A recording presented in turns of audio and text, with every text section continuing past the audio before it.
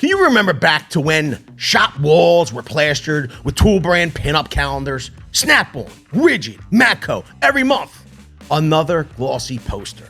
That era faded. And then boom! American Eagle rolls out Sydney Sweeney in a splashy new jean campaign. And the internet broke. Today, we're connecting those dots. What American Eagle tried to do, how people reacted, why tool companies phased out pinup marketing, and whether this could signal a comeback in tools. Let's start with the new American Eagle campaign, officially titled Sydney Sweeney Has Great Jeans. It's a full-court press across TV, social, 3D billboards, even the Las Vegas Sphere's Exosphere. American Eagle's rollout highlighted the big-ticket placements, 3D boards where Sydney interacts with passers-by, plus a limited Sydney jean. There's also a philanthropic tie-in. Proceeds from a Sydney-designed denim jacket go to crisis text lines. The goal? Reignite denim, court Gen Z, and make a loud cultural splash. The creative leans on a double entendre jeans wordplay. In one spot, Sydney riffs, jeans are passed down. My jeans are blue, while the camera luxuriates over the denim. The vibe was intentional, sexy, stylized, and shareable. Social took it and ran. From a business lens, it worked, at least at first. Headlines hit, and AE stock popped. Coverage framed the campaign as a bold, high-spend bet to revive denim in a tough retail climate. Meanwhile, the campaign got grabbed by politics. President Donald Trump publicly praised it. Pundits sparred on TV, and engagement soared. Entertainment outlets noted Dr. Phil blasting the outrage on Real Time with Bill Maher. This is a good snapshot of how the mainstream debate got heated. Bottom line, American Eagle aimed for a denim-centric, cultural driving moment with massive and social heat, and they got it, along with a polarized conversation they chose to play through rather than retreat from. But before we tell you why tool companies phased out this type of marketing, let us know down in the comments, what do you think of pinup style campaigns? While you're down there, leaving your thoughts, if you're early to this video, let us know by typing the word first and join the notification squad. And if you are indeed first, you will be nominated for an illustrious title and possibly win an award. Now let's rewind to the shop wall. Tool brands didn't invent the pinup calendar, but they perfected it. RIDGID was commissioning legendary pinup artist George Petty back in the 1940s and 50s. Those red threaders paired with pretty girls are industrial art history at this point. Snap-on ran collector's edition pinup calendars across the 80s and early 90s. But in 1994, the company pulled the plug, saying the industry and its customers were changing.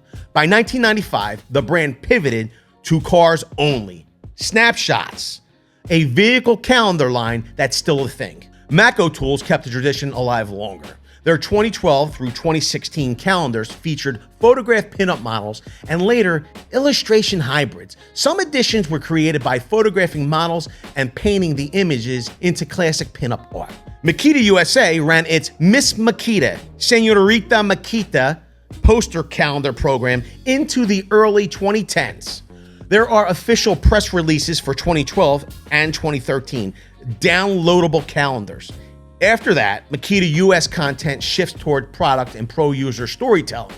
In Mexico, though, Makita still activates Miss Makita teams at events as of 2024 through 2025. RIDGID formally modernized the calendar in 2017, announcing a commemorative limited edition featuring artwork by tattoo artists and illustrators that, quote, can be proudly displayed anywhere. That reads like a quiet goodbye to the old bikini calendar vibe. Würth, in Europe and beyond, continued Würth Girls calendars into the late 2010s and early 2020s. You'll find making of videos and marketplace listings. Some sellers now claim the line was discontinued for 2025, while certain markets still list generic girls calendar categories. Availability looks market-specific and in flux. Why did US tool brands phase it out? A few reasons converged: customer and cultural change, more women in the trades, and a higher bar for workplace-appropriate materials. Channel and HR realities. Big boxes, corporate fleets, and mixed-gender crews made shop pinups a reputational and workplace cultural risk. Brand strategy. The shift toward inclusivity and showcasing real tradespeople made more sense for recruitment, retention, and social. Legal and advertising standards. Enterprise advertisers got more cautious about sexualized imagery in business-to-business context. Back to American Eagle. What do people say? On the praise side, commentators framed the pushback as overblown and praised American Eagle for not apologizing. On Real Time with Bill Maher, Dr. Phil criticized the outrage and even promised to buy American Eagle jeans for the women in his family. Very vote your wallet energy. On the criticism side, major outlets summarized the central claim by punting on jeans. The ad risked tapping eugenics-tinged implications and narrow standards of beauty. That critique got amplified by social spiraling into a cultural war flashpoint. Things even spilled into the street. A Southern California billboard was vandalized with a banner name, checking the Proud Boys and the Blue Jeans line. Local TV covered it. Through it all, American Eagle reiterated its stance. It's about the jeans and kept the media plan rolling. Some business press framed the whole thing as a case study in leaning into controversy for reach, not retreating from it. Here's the big question. Does this herald a return of the old pinup style in the tool world? Let's play it straight with a balanced take. Pros and why it could happen. Proven attention machine. American Eagle showed that sensual, celebrity-led creative can deliver instant awareness and sales buzz when amplified with high impact, and social. Tool brands fighting for mindshare might take notes. Category maturity. In crowded pro tool markets, some brands may chase differentiation with edgier nostalgia, especially around limited run calendars or lifestyle merch. Regional variability. Markets differ. In Mexico, Miss Makita style event teams still appear. Some European distributors have kept girls' calendars alive. That makes experimentation easier outside the US. Cons. Why is it unlikely to broadly return in North America? Workplace culture and procurement reality. Big contractors and municipalities have codes of conduct and vendor standards. Anything read as sexualized undermines safety, culture, and could ding bids or relationships. Brand risk versus reward. If the conversation shifts from tool performance to, is your ad sexist? That's oxygen stolen from your product story. Snap-on's 1990s read of changing customers still applies, and the brand has thrived without pinup since. Modern alternatives perform, featuring real tradeswomen and men showing skill, speed, and safety converts without the controversy. That's where most US tool brands have invested for a decade. Here's the most likely scenario. We might see selective nostalgia plays. Limited edition calendars with illustrative art, not swimwear, pin-up-inspired graphic design, or regional promo teens at trade events outside the US. The RIDGID 2017 pivot to artwork, proudly displayed anywhere, is the blueprint. Celebrate the trades. Keep it wall safe. Here's kind of my whole take on the thing, and it's a real-life situation. My wife's car got hit. We had to take it to be repaired. Now, we went to the shop, dropped the car off. It was a distance from our house. When we returned a week later to pick that vehicle up, we had to drive some distance to get there. When we arrived, my wife had to use the bathroom. The mechanic that performed the repairs, who is the foremost in his field, terrific at what he does, said to my wife, "I'm kind of embarrassed. You're more than welcome to use the bathroom." She said, "Well, why?" And he said, "There's a bunch of pictures on the wall, artwork, calendar pictures.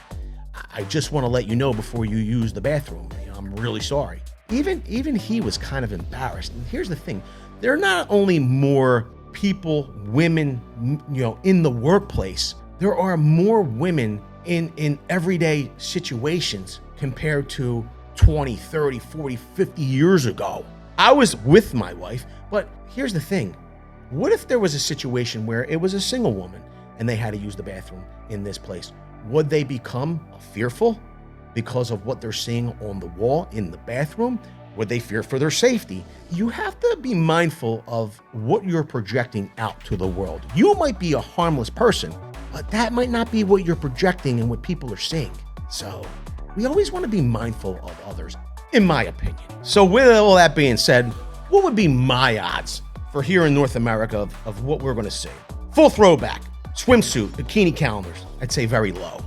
Stylized, illustrative nods, or retro art prints, moderate. Event teams, ambassadors, pro attire, mixed gender, high, especially at trade shows. Mexico and parts of Latin America, there's a higher chance of event team activations and localized calendars, contingent upon distributor, culture, and customer expectations. So, American Eagle swung for a hot button, denim first splash, and got exactly that. A ton of attention, polarized reactions, and a first week stock pop. In tools, the long fade from pinup marketing was about culture, customers, and practicality. Could American Eagle's play tempt a few brands to flirt with throwback vibes? Maybe, in illustrated, collectible, and region-specific ways. But don't expect a wholesale US return of the old calendars anytime soon. And hey, scroll back to chapter 2 if you missed the comment prompt. I want to hear your take on pinup style campaigns. And if you're early and you drop first, good luck on that illustrious title. With that, I want to say I appreciate each and every one of you for being here. Thanks a lot, everybody. I hope to see you all on the next one.